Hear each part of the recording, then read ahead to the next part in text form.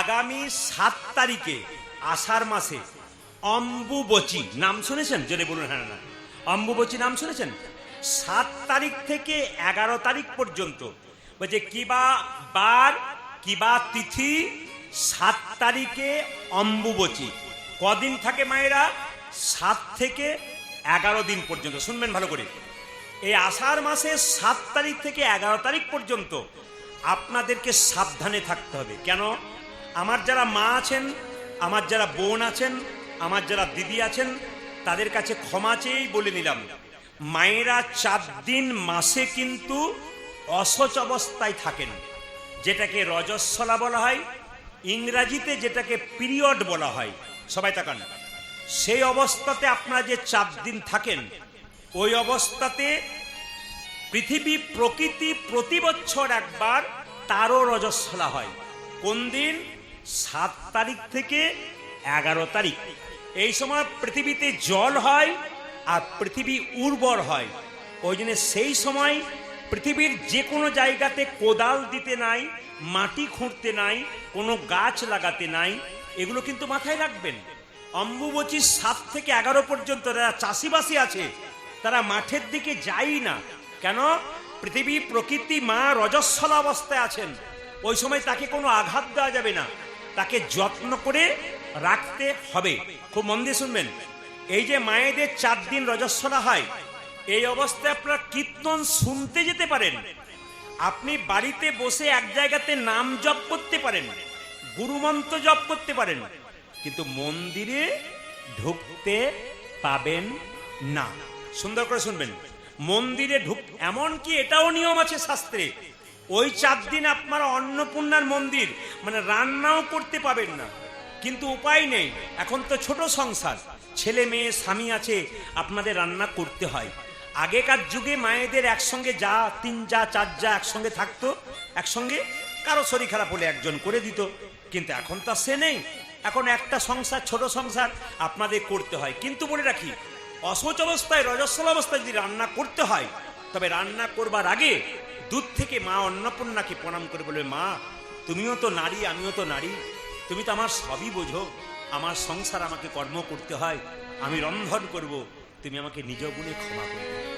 গাছ থেকে ফুল তুলতে গেছেন, ফুল গাছকে বলে তুলতে হয়, কারণ ফুল গাছেরও প্রাণ আছে, সে কিছু বলতে পারে না।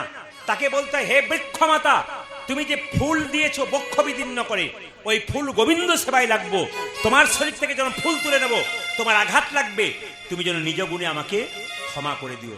যদি এত বড় কথা না বলতে পারেন, ফুল তুলবেন, হরে কৃষ্ণ বলে ফুল তুলবেন, তাতে কোনো অপরাধ আপনার থাকবে না। শুনবেন ভালো করে মায়েরা, তো ওই অম্বুবচীর 4টা দিন সবাই শুনবেন, ওই 4টা দিন কিন্তু আপনি পুজো পাঠ করতে পাবেন নাকি? করতে পাবেন। দেখবেন আমাদের দক্ষ রাজা একটা যজ্ঞ করেছিল, জোরে বলুন হ্যাঁ না। দক্ষ যজ্ঞ, সেই দক্ষ যজ্ঞে সতীকে নিমন্ত্রণ করে নাই, আর সতীর স্বামী মানে বাবা শিবকে নিমন্ত্রণ করে নাই। এখন মায়েরা, সতীর স্বামী শিবকে নিমন্ত্রণ করে নাই বলে সতী দেখবেন ওই দক্ষ যজ্ঞের অগ্নিকুণ্ডে ঝাঁপ দিয়েছিল। তার মানে শুনে নিন, মেয়েদের যখন বিয়ে হয়ে গেল, তার বাবার চাইতে তার স্বামী কিন্তু তার কাছে দামি হয়। দেখে নেবেন আপনারা মিলিয়ে, মেয়েদের বিয়ের পরে তার স্বামী বাবার চাইতে, মায়ের চাইতে তার স্বামী দামি হয়। কেন? তার স্বামীকে যদি তার বাবা অপমান করে সব সইতে পারে, মেয়েরা প্রতিনিন্দা সহ্য করতে পারে না যদি সতী নারী হয়। এখন সতী সহ্য করতে পারে নাই, আগুনে ঝাঁপ দিয়েছিল। বাবা ভোলানাথ কি করেছিল মায়েরা? তাণ্ডব নৃত্য করেছিল কাঁধে করে নিয়ে। ভগবান বিষ্ণু দেখলেন এ তো প্রলয় সৃষ্টি করে দেবে, ধ্বংস হয়ে যাবে, তাই কি করলো? ভগবান সুদর্শন চক্র দিয়ে সতীর দেহটাকে 51টা ভাগে ভাগ করলো, আর 51 ভাগে 51টা পীঠ তৈরি হলো। যেমন তারাপীঠ যান, মায়ের তারা ওখানে পড়েছে, যদি বলুন হ্যাঁ না। আপনারা আসামে যাবেন, নীল পাহাড়ে, ওখানে দেখতে পাবেন কামাখ্যা মন্দির আছে, ওখানে মায়ের যোনি পতিত হয়েছে। ভালো করে শুনবেন, ওখানে মায়ের যোনি পতিত হয়েছে। ওইখানে কিন্তু 4 দিন ধরে মন্দির বন্ধ থাকে। বাচ্চাদের শব্দ বন্ধ করুন। ওখানে কিন্তু মন্দিরে 4 দিন পুজো বন্ধ থাকে। অনেকে দেখবেন ওই পুজো বন্ধ দেখে এখানে মন্দিরে পুজো বন্ধ করেন। আমি অনুরোধ করব, আপনারা বাড়িতে 4 দিন অম্বুবচীর দিনে পুজো করবেন, প্রসাদ দেবেন ভগবানকে। কি দেবেন? গরম জিনিস দেবেন না, যাতে গোবিন্দকে ঠান্ডা জিনিস দেবেন, ভগবানকে ঠান্ডা জিনিস। কি? দই দেবেন, দুধ দেবেন, আম দেবেন, হ্যাঁ। কিন্তু আপনি আগুনে তৈরি করা কোনো জিনিস আপনারা অম্বুবচীর দিনে কোনো মতেই ভগবানকে দেবেন না। দেবদেবীর মন্দিরে পূজা পাঠ সব চলবে, ওখানে হয় না বলে এখানে হবে না তা নয়।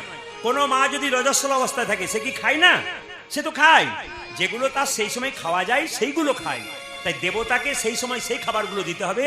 আগুনে পাকানো কোনো জিনিস, আগুনে তৈরি করা কোনো জিনিস কিন্তু সেই সময় দিতে নেই।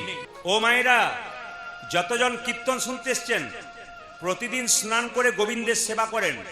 যদি তিলক না করেন তাহলে গোবিন্দের যতই পুজো করুন, কোনো পুজোটাই গোবিন্দ নেয় না। তাহলে এতদিন যে পুজো করলেন আপনি তিলক ছাড়া, আপনার কোনো পুজোটাই হলো না। ব্রহ্মবৈবর্ত পুরাণ বইটা পড়বেন, পরিষ্কার লেখা আছে, যদি কোনো সদবা বিধবা কিংবা কোনো পুরুষ যদি তিলক না করে গোবিন্দের পুজো করে, তবে গোটা পুজোটাই বেকার হয়ে যায়। তাহলে আপনাদের আজকে শিখিয়ে দিয়ে যাব যে কাল থেকে আপনার কি তিলক করবেন যাতে পুজো করতে পারবেন।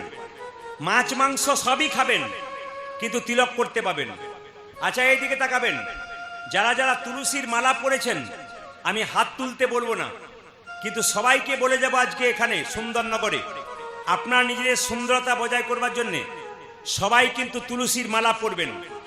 অনেকে প্রশ্ন করবেন, আমরা মাছ মাংস খাই, তুলসীর মালা পরতে পারবেন? আমি দাঁড়িয়ে বলে গেলাম, মাছ মাংস খাবেন অথচ তুলসীর মালা পরবেন।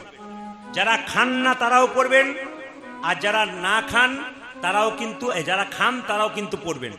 সবাই লক্ষ্য করুন, যে মাছ মাংস খায় সে তুলসীর মালাটা গলা থেকে এতটা সরিয়ে পরবেন। আমার দিকে তাকিয়ে নিন, তাহলে বুঝতে পারবেন। অনেকে ভয় করে যে আমি তুলসীর মালা পরতে পাবো কিনা। শিখিয়ে দিই, আপনার শিখে দিয়ে যান আজকে। যদি আপনি মাছ মাংস খান, ভয় নেই, আপনি তুলসীর মালা পরবেন, কিন্তু এতটা করে বড় করে পরবেন। এই যে একটা রয়েছে না, একটা তুলসীর মালা রয়েছে, দেখবেন একবার ঝুলে আছে, কণ্ঠে নেই। যারা নিরামিষ খায় তারা গলাতে লাগিয়ে পরবেন।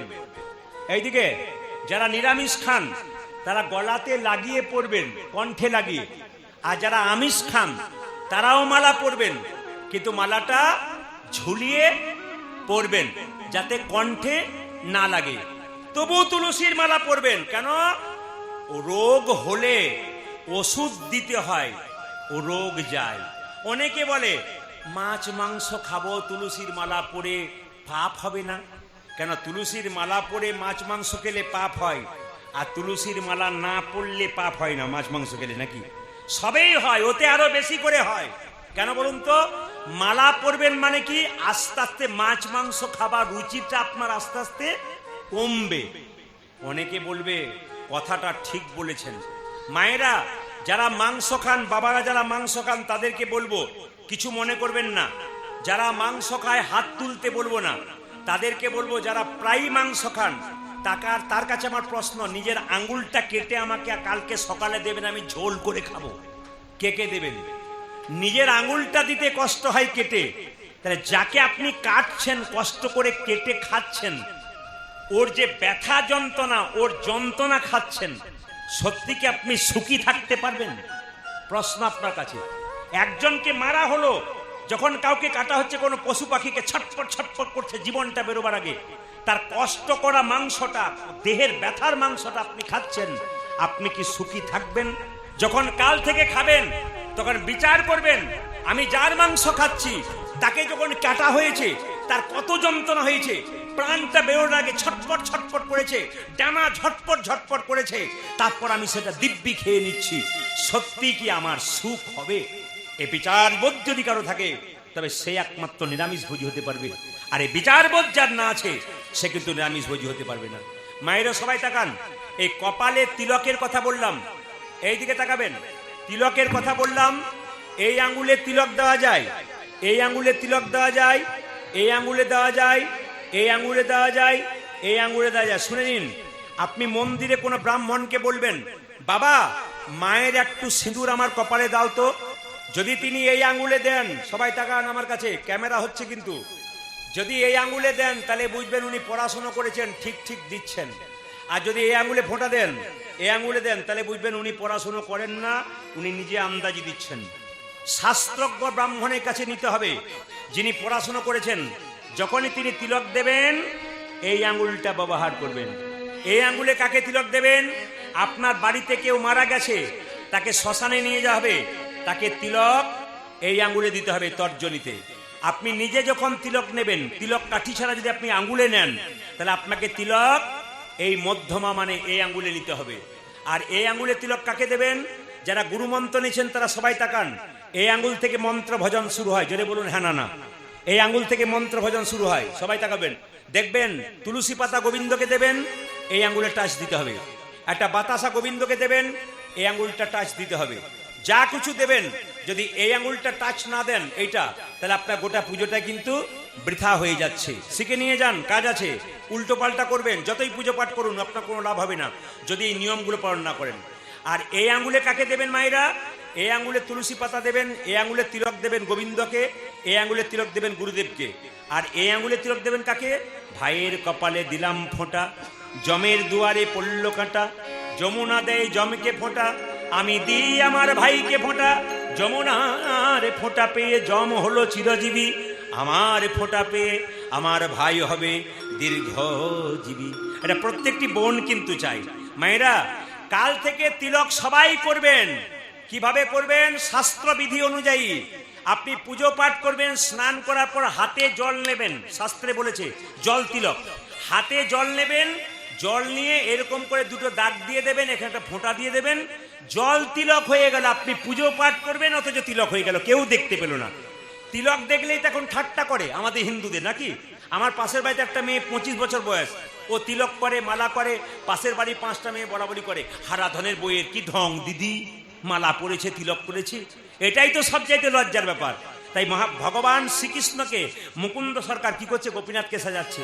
ও মা, ও তার বিনোদ গলাই বিনোদ মালা, বিনোদ বিনোদ দোলে গো, আমার বিনোদ গলায় বিনোদ মালা, বিনোদ বিনোদ দোলে গো, বিনোদ গলায় বিনোদ মালা, বিনোদ বিনোদ দোলে গো, বিনোদ গলাই বিনোদ মালা, বিনোদ বিনোদ দোলে গো, বিনোদ গলায় বিনোদ মালা, বিনোদ বিনোদ দোলে গো। কোন বিনোদিনী বিনোদ গাথা, আজ কোন বিনোদিনী বিনোদ গাথনে, বিনোদিনী বিনোদ উঠে যে কোন বিনোদিনী বিনোদ গাতুনি, গাথা, বিনোদ ফুলে গো, আমায় গেথেছে বিনোদ বলে, আমার কানো সে বিনোদ নয় গো, কানো সে বিনোদ নয়। আজ কানসে বিনোদ নাই গো, আমার কানসে বিনোদ নাই। মায়েরা, ও তার বিনোদ করতে বিনোদ ধরতি, বিনোদ বিনোদ সাজে গো, বিনোদ কটিতে বিনোদ ধতি, বিনোদ বিনোদ সাজে গো, বিনোদ করতে বিনোদ ধরতি, বিনোদ বিনোদ সাজে গো, আজ বিনোদ কটিতে বিনোদ ধতে, বিনোদ বিনোদ ফাটে গো, বিনোদ চরণে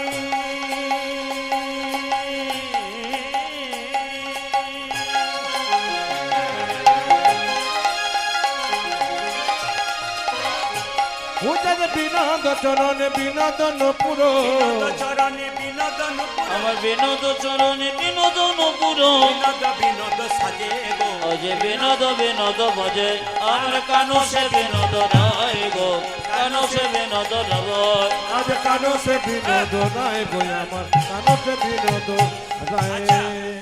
দাদা ভাইরা যারা গাড়ি বাড়ি করেছেন, টাকা করেছেন, অহংকার করবেন না। দিয়ে ধন দেখে মন, কেড়ে নিতে কতক্ষণ। এইদিকে এদিকে, আপনি ভালো টাকা পয়সা করেছেন, আপনার স্বামীর প্রচুর টাকা আছে, আপনি রাস্তাতে কাউকে ভালোবাসছেন না, নিজেকে অহংকার করে চলে যাচ্ছেন। ভগবান সব সইতে পারে, কিন্তু মানুষের অহংকার সহ্য করতে পারে। আপনার থাকবে, কিন্তু প্রার্থনা করতে হবে, প্রভু তুমি যে দিয়েছো এটা যেন যত্ন করে রাখতে পারি, আমার জন্য অহংকার না। এই যে কীর্তন গান করি, অপরাধ নেবেন না। কালকে আমি যেখানে গাইছিলাম মালদাতে, একজন 85 বছরের মানুষ এসেছিলেন। উনি কবি নজরুলের সঙ্গে একসঙ্গে, তখন ছোট ছিলেন উনি, কবি নজরুলকে নিজের হাতে খাইয়েছেন। উনি তখন বলছেন যে আপনি মালদাতে এসছেন, গতকালকে নাকি শুনেছি আসর পরিপূর্ণ জায়গা দিতে পারে নাই, আজকে দুপুর 1টা থেকে আসর দিয়েছে, মায়েরা সব সকাল থেকে রান্না করছে খালি বেরোবো বলে। আপনি কি কোনো জাদু রাখেন নাকি? এত লোক হয় কেন? আপনি কি কোনো জাদু রেখেছেন? যেখানে যাচ্ছেন লোকের ঢল বাজছে, তাহলে কি জাদু আছে? আমার জাদু নয়, মহাপ্রভুর আশীর্বাদ। এতে যদি আমার অহংকার বেড়ে যায়, গোবিন্দ সব সহ্য করতে পারবেন, অহংকার সহ্য করতে পারবেন। ওই জন্য আপনারা যারা কীর্তন শুনতে এসছেন, আশীর্বাদ করবেন জীবনে যেন কোনোদিন অহং ভাবটা আমার না থাকে। আমাদের ওখানে একজন সারা জীবন নিরামিষ খায়, তো অনেকে দেখবেন বয়সকালে সারা জীবন নিরামিষ খেয়ে বয়সকালে মাছ মাংস খাবার ইচ্ছা হয়। তো উনি বলছিলেন ওনার বৌমাকে, শোনো আমি সারা জীবন নিরামিষ খেয়েছি, মৃত্যুর সময় যদি আমার মাছ মাংস খাবার ইচ্ছা জাগে, আমার মুখে গোবর ভরে দিও, তবু আমাকে মাছ মাংস দিও না। তার কতটা ত্যাগ দেখুন। মায়েরা, ত্যাগ ছাড়া গোবিন্দ পাওয়া যায় না। আজকে রাত্রিতে আপনি এসছেন, নিজেকে ত্যাগ স্বীকার করছেন, ঘুমকে আপনি ত্যাগ করেছেন, আপনি পাবেন না তো কি অন্য কেউ কৃপা পাবে? আপনি জেগে আছেন, আপনি কৃপা পাবেন। যে ঘুমোচ্ছে বাড়িতে গিয়ে, সে কখনো কৃপা পাবে? কিছু ত্যাগ করতে হবে। সবাই বলবেন ভোগ করব, তা বললে হবে না, ত্যাগ করতে হবে। মায়েরা, মুকুন্দ সরকারের স্ত্রী রোগ ধরলো, আর সঙ্গে সঙ্গে মুকুন্দ স্ত্রী মহাপ্রভুর চরণে কেঁদে কেঁদে বলল, প্রভু আমার স্ত্রী রোগ ধরতে পারছে না কেন? মহাপ্রভুর, মুকুন্দ তোমার সারা জগতে চিকিৎসা করতে করতে তোমার ভেতরে অহংকার হয়ে গেছে। মুকুন্দ বলল, আমি ক্ষুদ্র জীব, কখন আমার অহংকার হয় আমি জানি না, আমার এই অহংকার তুমি পতন ঘটাও।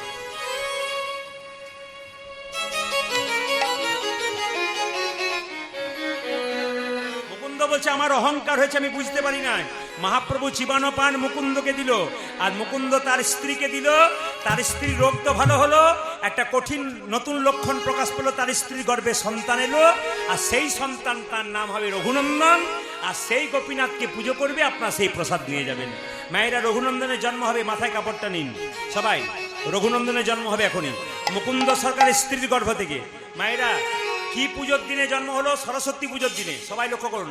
আহা হেন কালে জন্মিল শ্রী রঘুনন্দন, আহা হেন কালে জন্মিল শ্রী রঘুনন্দন, হেন কালে জন্মিল শ্রী রঘুনন্দন, জন্ম নিল রে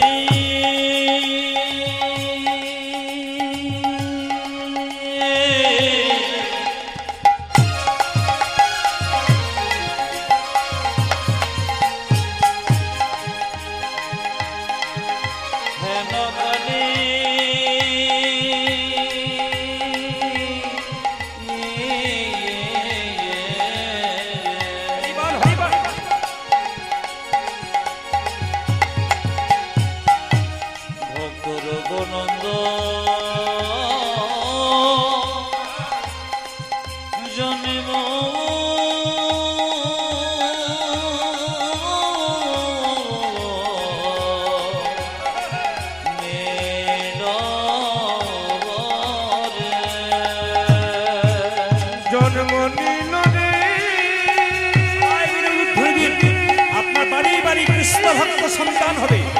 প্রেম সে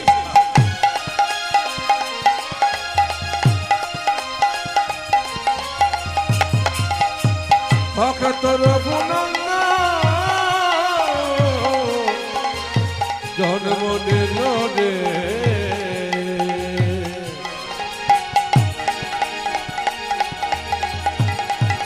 আজ হেন কালে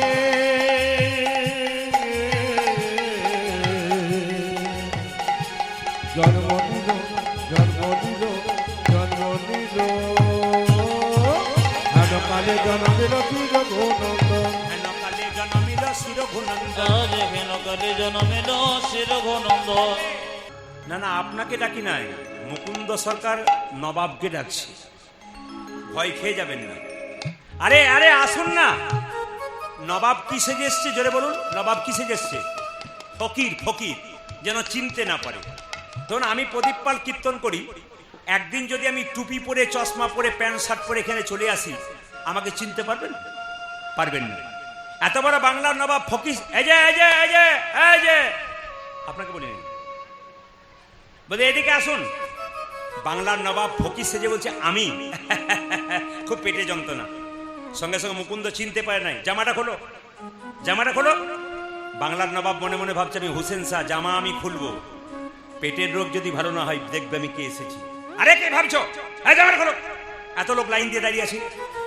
নবাব মনে মনে ভাবছে জামা আমি খুলবো, জামাটা যেই না খুলেছে অমনি মুকুন্দ বলল এবার মাটির বারান্দাতে গড়াগড়ি দিয়ে দাও। নবাব মনে মনে ভাবছে কালের কাল বর্ষাকাল, হরিণে চাটে বাঘের গাল, নেহাত বেকায়দায় পড়েছি, আমি সোনার ছপ্পর খাট ছাড়া শুই না, আর বেটা আমাকে গড়াগড়ি দিতে বলছে, পেটের রোগ যদি ভালো না হয় দেখবে কে। আরে কি ভাবছো, গড়াগড়ি দাও।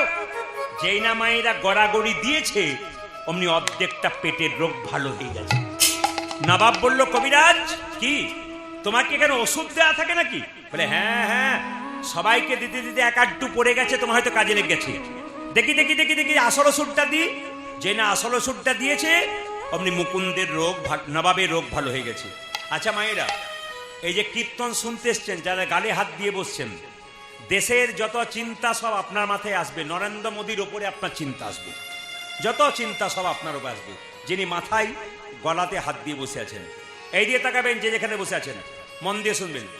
আমি কি বললাম, কীর্তনের শেষে যারা প্রকৃত ভক্ত তারা দেখবেন ধুলোতে গড়াগড়ি দিয়ে যায়, আর যাদের পেস্টিজ পাংচার হয়ে যায় তারা ধুলোতে গড়াগড়ি দেয় না। কলকাতা থেকে একটা মেয়ে কীর্তন শুনতে এসেছিল গোপাল কোলে নিয়ে, এখানে গোপালটা রেখেছে কয়েকদিন আগে। কীর্তন শেষ হয়ে গেল, ভালো শাড়িটা পরে গড়াগড়ি দিচ্ছে। ওকে জিজ্ঞেস করলাম, মা তুমি যে ভালো শাড়ি পরে গড়াগড়ি দিচ্ছ, শাড়িটা ময়লা হয়ে যাবে না? উনি বলছেন আপনি তো কীর্তনে বলেছেন স্বামীর যদি 10টা কাপড়ের দোকান থাকে, মরার সময় শ্মশান ঘাটে একটাও কাপড় দেবে না, তাহলে কাপড়ের কি দাম? আমি বললাম তুমি কি করো? বলছে বিউটি পার্লারের কাজ করি। বললাম তুমি বিউটি পার্লারের কাজ করো? বললাম আমিও তো করি। উনি তখন বলছে প্রদীপ বাবু আপনি বিউটি পার্লারের কাজ করেন? হ্যাঁ আমি করি তো। তাহলে কি কীর্তনের ফাঁকে ফাঁকে করেন? বললাম না না, আমি কীর্তন করতে করতে করি। বলে কি করে করেন? বললাম তুমি তো বিউটি পার্লারের কাজ করে মেয়েদের বাইরেটা ভালো করার চেষ্টা করো, আর আমি বিউটি পার্লারের কাজ করে ভক্তের ভেতরটাকে সুন্দর করার চেষ্টা। এই যে হরিনামের আসর এসছেন, আপনার বাইরের বিউটি থাক আর না থাক, ভেতরের বিউটি কিন্তু ভালো হয়ে যাবে। ও মায়েরা, ভেতর যার ভালো তার সব ভালো। রামকৃষ্ণ দেব বলছে তোমার বাড়ি যদি কেউ বেড়াতে যায়, দুটো মিষ্টি জল দিতে পারো না পারো, দুটো মিষ্টি কথা অন্তত বলবে এবং হেসে হেসে বলবে। আবার কাক একদিন কোকিলকে জিজ্ঞেস করছে, আচ্ছা কোকিল তুইও কালো আমিও কালো, ঘরের সামনে গাছের ডালে আমি যদি কাক ডাকি ওরা আমাকে লাঠি নিয়ে তেড়ে আসে, আর তুই যখন ডাকিস তখন শুনবার জন্য ছুটি আসে, তোকে এত কেন ভালোবাসে, আমাকে ভালোবাসে না? কোকিল বলছে বুঝতে পারছিস না, তোর গলার কণ্ঠস্বরটাই তো ভালো নয়, লোকে তোকে পছন্দ করে না, লাঠি নিয়ে তারাই, আর আমার গলার কণ্ঠস্বর ভালো তাই লোকে পছন্দ করে। ও মা, বাঁচতে এসছেন কদিন, বলা যায় না কে কখন চলে যাবে। ওষুধের প্যাকেটের উপর এক্সপায়ারি ডেট লেখা থাকে, বুঝতে পারেন কবে ডেট ফেল হবে। আপনার জীবনে কবে ডেট ফেল হবে আপনি জানতে পারবেন না। কীর্তন শুনতে এসছেন, বাড়ি ফিরে যাবেন কোনো গ্যারান্টি নাই। রাত্রিবেলায় বাড়ি ফিরে যাবেন গ্যারান্টি আছে? ট্রেন আসবার সময় সিগন্যাল দেয়, জানতে পারি ট্রেন আসে। মৃত্যু আসবার সময় কোনো সিগন্যাল দেয় না, যে কোনো মানুষের জীবনে দেয়, চলে যেতে পারে। রাত্রিবেলায় শোবেন, যদি সকাল হয় তাহলে আপনার চোখ খুললে সকাল হবে, চোখ না খুললে আপনার জীবনে পরকাল হয়ে যাবে। তাই বলা যায় না কখন কে চলে যাবে, পরপারের পথটা কিন্তু ভালো করে যাবেন। জোরে বলুন রাধা রানী কি। মায়েরা, মুকুন্দ সরকারকে আসল ওষুধটা দিয়েছে, এই নবাবকে আসল ওষুধটা দিয়েছে, আর রোগ ভালো হয়ে গেছে। নবাব বলল মুকুন্দ তোমাকে এখানে রাখবো না, তুমি চলো মালদাতে তোমাকে নিয়ে যাব। সঙ্গে সঙ্গে মুসলমান নবাবকে মুকুন্দ বলল যেতে পারি, 3টে শর্ত। বলে কি? আমাকে একটা গোপীনাথের মন্দির করতে হবে, ওখানে গরিবের চিকিৎসা যেন করতে পারি, আর যেন হরিনাম করতে পারি। বাংলার নবাব মুসলমান খুব সৎ ছিলেন, উনি বললেন ঠিক আছে চলো চলো, কোনো অসুবিধা নাই, আমি মুসলমান হয়েও তোমাকে গোপীনাথের মন্দির তৈরি করে দেবো, তুমি জীবের দ্বারে হরিনাম দেবে আর গরিবের চিকিৎসা করবে। মুকুন্দ সরকারকে নিয়ে গেল, আর মুকুন্দকে একটা মন্দির তৈরি করে দিল। নবাবকে একটা মেয়ে পাখা করছে, শুনবেন ভালো করে, নবাবকে একটা মেয়ে পাখা করছে, সেই পাখাটা তাল পাতার পাখা, তার মধ্যে ময়ূরের পালক ছিল। মুকুন্দ গাইছে আর নবাব দেখছে। আমার কানু সে বিনোদ রায়, গৌরধ্বনি, কানু সে বিনোদ রায়, উলুধ্বনি সবাই। আমার কানো সে বিনোদ রায় গো, কানো সে বিনোদ রব। আমার কানু সে বিনোদ রায় গো, আমার কানু সে বিনোদ, উলুধ্বনি মাইরা। ওই আমার কানতে বিনোদ রায় গো, আমার কানতে বিনোদ রায়। বিনোদ চুরাই, বিনোদ বরিহা, খুশি বিনোদ চূড়াই, বিনোদ বরিহার।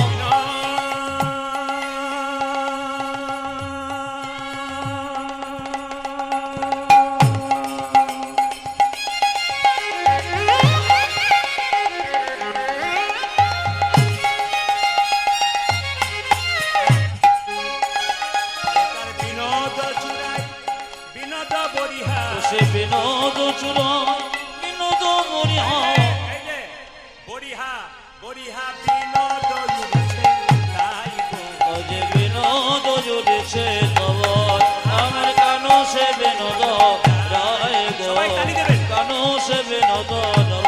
ওই আমার কানতে বিনোদ রায় গো, আমার কানতে বিনোদ রায়। মোবাইলা, এই দেখুন, ও তারে বিনোদ ললাটে, বিনোদ তিলক, বিনোদ বিনোদ সাজে গো। বিনোদ ললাটে, বিনোদ তিলক, বিনোদ বিনোদ সাজে গো। বিনোদ ললাটে, বিনোদ তিলক, বিনোদ বিনোদ সাজে গো। বিনোদ ললাটে, বিনোদ তিলক, বিনোদ বিনোদ সাজে গো। বিনোদয় ধরে,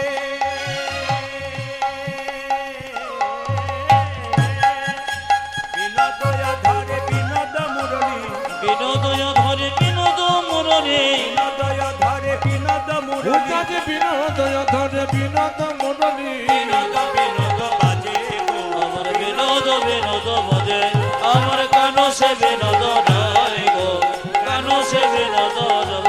ওই আমার কানতে বিনোদ রায়, কানতে বিনোদ রায়। শ্যাম সুন্দর কি? আরেকবার বলুন, ক ভাই গেল? হাত তুলে দেখেন, ক ভাই গেল? দু ভাই। এখন দেখুন, এখানে যারা কীর্তন শুনতে এসছেন, যদি দু ভাই কীর্তন শুনতে আসে, এক ভাই মহাপ্রভুর কৃপা পায়, আর এক ভাই যদি না পায়, যে পেল তার তো খুব আনন্দ, আর যে পেল না তার কত কষ্ট।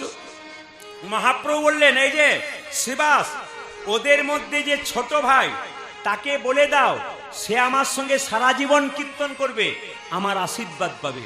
আর যে বড় ভাই, তাকে বলে দাও সে আমার 100 জন্ম কৃপা পাবে না। এইদিকে এইদিকে, কিরকম হলো বলুন তো মহাপ্রভু? এটা বিচারটা দুরকম হয়ে গেল না? ছোট ভাইকে বললো সারা জীবন হরিনাম করবে, আমার সঙ্গে থাকবে, আর বড় ভাইকে বলবো 100 জন্ম কৃপা পাবে না। শিবাস এসে বলছে, এই যে এই যে এই যে তোমাদের মধ্যে ছোট ভাইকে আমি, আমার নাম নরহরি সরকার। তোমার জন্য প্রভু বলেছে তুমি সারা জীবন প্রভুর কৃপা পাবে, ওর সঙ্গে থাকবে। আর বড় ভাই বলছে, আমার জন্য কি বলেছে? তোমার জন্য বলেছে তুমি 100 জন্ম কৃপা পাবে না। যেই না বলেছে 100 জন্ম কৃপা পাবে না, বড় ভাই নাচতে শুরু করেছে, জয় গৌরী জয় গৌরী। পাগল বলবে না? যে পরীক্ষায় পাস করেছে তার আনন্দ নাই, আর যে ফেল করেছে তার যদি আনন্দ হয়, তাহলে পাগল বলবে না? এইদিকে ছোট ভাইকে বললো তুমি 100 জন্ম কৃপা পাবে, আর বড় ভাইকে বললো তুমি 100 জন্ম কৃপা পাবে না, আর বড় ভাই পাগলের মতন আসছে গৌর গৌর বলে। শিবাস বলছে, তোমার কি মাথা খারাপ হয়ে গেছে? তোমাকে মহাপ্রভু বলে 100 বছর কৃপা পাবে না, 100 জন্ম, আর তুমি দিব্যি নাচতে শুরু করেছো। আমি হলে তো 20কে আত্মহত্যা করে দিলাম। একথা শুনে মুকুন্দ বলছে, শোনো শোনো শ্রীবাস, প্রভু যদি বলতো কোন জন্মে সঙ্গ পাবো না, সঙ্গ পাবো না, তাহলে না হয় আমি 20 খেয়ে আত্মহত্যা করে দিতাম। করি দিত।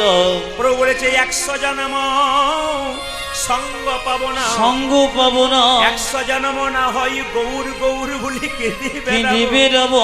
যখন 100 জন্ম পেরিয়ে যাবে, পেরিয়ে যাবে, 101 জন্মে প্রভুর সঙ্গ পাবো। 101 জন্মে প্রভু সঙ্গ পাবো। 1 জন্মে প্রভুর সঙ্গ পাবো। একশো এক জন্মে প্রভুর সঙ্গ পাবে 100 জন্ম কেঁদে বেড়াবো, এক জন্মে প্রভুর সঙ্গ পাবো। আমি 100 জন্ম কেঁদে বেড়াবো, 101 জন্মে প্রভু সঙ্গ পাবো। 100 জন্ম কেঁদে বেড়াবো, 101 জন্মে প্রভু সঙ্গ পাবো। 100 জন্ম কেঁদে বেড়াবো, 101 জন্মে প্রভু সঙ্গ পাবো। 101 জন্মে প্রভুর সঙ্গ পাবো। এর থেকে শুনে রাখুন, ধৈর্য যার ভগবান তার, আর ধৈর্য যার নাই ভগবান তার নাই। কোনো মা কীর্তন শুনতে এসে যদি ধৈর্য না থাকে, ছেলেকে পড়াশোনা করার সময় বলবেন না ধৈর্য করে পড়, ধৈর্য করে পড়। ছেলে বলবে তোমারই তো ধৈর্য না, এবার ধৈর্য শেখাচ্ছ কি? এই জন্য আপনার ধৈর্য থাকতে হবে। যদি মহাভারতের দিকে যান, তাহলে 100 ভাইয়ের দাদা দুর্যোধন চঞ্চল ছিল, উনি গোবিন্দ পেলেন না। কিন্তু পঞ্চপাণ্ডবের দাদা যুধিষ্ঠির, উনি স্থির ব্যক্তি ছিলেন, উনি গোবিন্দ পেলেন। এ সংসারে যে চঞ্চল, তার জীবনে উন্নতি নাই। দেখবেন মায়েরা যারা খুব চঞ্চল হয়, ওরা সবজি কাটতে গিয়ে আঙুলটা কেটে ফেলে, কিংবা দেখবেন তরকারিতে নুন দিতে গিয়ে 2 বার দিয়ে ফেলে আর ঘরের লোকের কাছে গাল খায়, এরকম কিন্তু হয়। ওই জন্য দেখবেন ধৈর্য যার ভগবান তার। এই জন্য যারা ধৈর্য ধরে বসে কীর্তন শুনছে, তাদের উপরে মহাপ্রভুর আশীর্বাদ এমন ভাবে বর্ষণ হবে আপনি বুঝতেই পারবেন না। একদিন আপনি বিপদে পড়বেন, হঠাৎ দেখবেন কোথা থেকে কৃপা হয়ে গেল। কি করে বুঝবেন? আজকের দিনে ধৈর্য ধরে কীর্তন শুনছেন বলে আপনার কৃপা হয়তো হয়ে যাবে। মুকুন্দ কাঁদছে, প্রভু আমার ভাইকে আমি নিয়ে এলাম, তুমি ভাইকে কৃপা করলে, আমাকে করলে না। মহাপ্রভু বোঝালেন, কি বললেন জানো? শোনো মুকুন্দ, এ সংসারে যারা বড় ভাই হয় আর যারা বড় বউ হয়, তাদের দায়িত্ব সবচাইতে বেশি থাকে। এ সংসারে যারা বড় ভাই, সে হলো সংসারে বাবার মতো, আর এ সংসারে যারা ছোট ভাই, তারা হলো ছেলের মতো। এরকম যদি মানতে পারেন তাহলে লাভ আছে। তো সবাই শুনবেন, একটা বনের মধ্যে বড় বড় গাছ যেমন ছোট ছোট গাছগুলোকে ঝড়ঝঞ্ঝা থেকে রক্ষা করে, একটা সংসারের বড় ভাই বড় বউ ছোটদেরকে সেরকম সমস্ত ঝড়ঝঞ্ঝার থেকে রক্ষা করে। ওই জন্য যারা কীর্তন শুনতে এসছেন, যারা বড় ভাই এবং বড় বউ আছেন, তাদের জানতে হবে সংসারে আপনাদের দায়িত্ব অনেক থাকবে। কেন? ছোট ভাইরা আপনাকে অনেক কথা বলতে পারে, কিন্তু মাথা পেতে নেবেন, কারণ আপনি তো বড় গাছ, আপনি ছায়া দিয়েই যাবেন। আপনার দায়িত্ব, এটা কে শিখিয়েছে? এটা মহাপ্রভু শিখিয়েছেন। যদি সত্যিকারে মহাপ্রভুকে ভালোবাসেন, তাহলে আপনার এই কাজটা করবেন। মুকুন্দ কাঁদছে, মুকুন্দের মাথায় মহাপ্রভু আশীর্বাদ করে বললেন, যাও মুকুন্দ, তুমি কাল থেকে বাড়ি গিয়ে যাকে চিকিৎসা করবে তারই রোগ ভালো হয়ে যাবে। তুমি বাড়ি ফিরে যাও। তোমরা 2 ভাই মিলে কীর্তন করতে চলে এসে বাড়ির সবাই না খেয়ে মরবে, কেউ আর কীর্তন করবে না। তাই তোমার ভাইকে সঙ্গে রাখলাম আর তোমাকে বাড়িতে ফিরিয়ে দিলাম। ফিরে যা, ফিরে যাও, ফিরে যা, ফিরে যাও, শ্রীখণ্ডে ফিরে যা, ফিরে যাও, ফিরে যাও, সেখানে ফিরে যাও, ফিরে যাও, ফিরে যাও, শ্রীখণ্ডে ফিরে যা। আজ ফিরে যাও, ফিরে যাও, শিখতে ফিরে যাও। তুমি দাঁড়ে দাঁড়ে গিয়া চরণে ধরিয়া, তুমি দরে দরে গিয়ে চরণে ধরিয়া, দাঁড়ে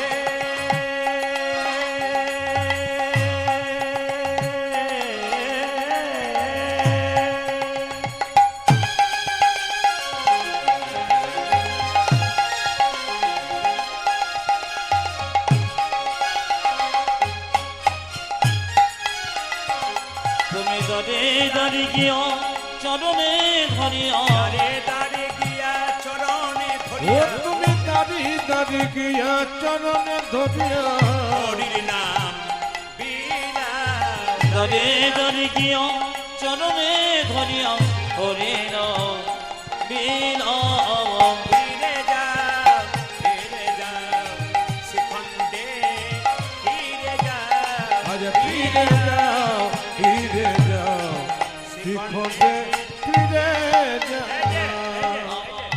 মহাপ্রভুর আজ্ঞা পাইয়া মুকুন্দ চলিয়া, মুকুন্দ চলিয়া।